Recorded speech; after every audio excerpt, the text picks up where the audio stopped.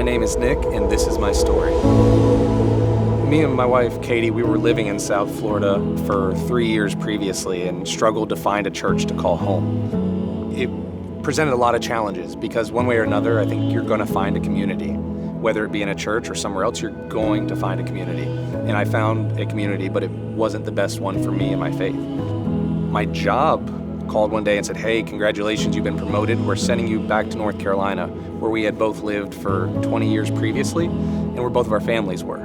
So we were really excited to go back just to start over again. So we showed up in North Carolina. We were at the Hilton in Little Greenville, North Carolina, and someone said, "Oh, there's a church meeting today." So we jumped in, went to the service, and it was one of those messages that was what you need to hear that day.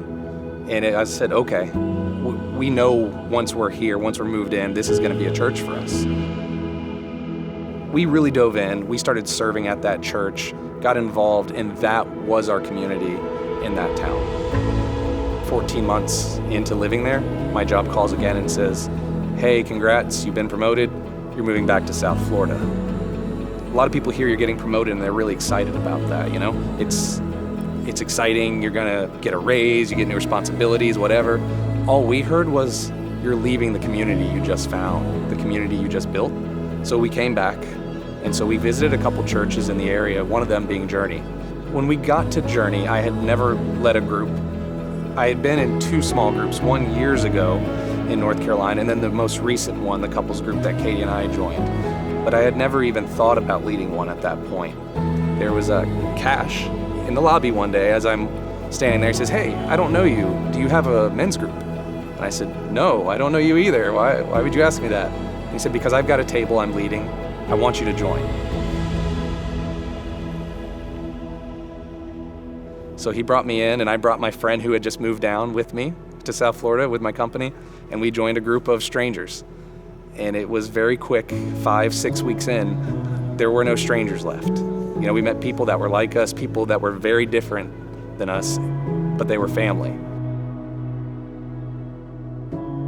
But eventually, Cash wasn't able to lead the group anymore. He had something else come up, a change of job. So he said, "Hey, I need someone else to step up." And I said, "That's probably not me." So somebody else picked it up for a couple weeks, but they couldn't be there consistently.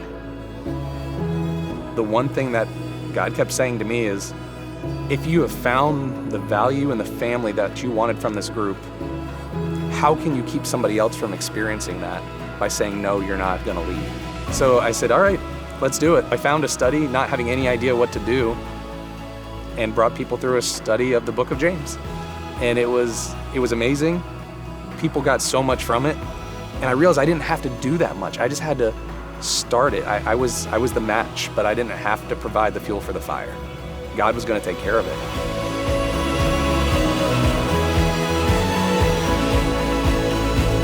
I really didn't feel prepared. I probably would say I didn't feel adequate.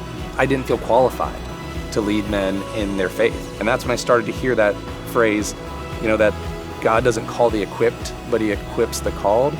What he can do with your willingness is infinitely greater than what you can do on your own. So taking that step to say, yes, I want to lead, is going to both bless you infinitely, but it's going to bless everybody that you come in contact with, everybody that gets an opportunity to join a group because you decided to lead.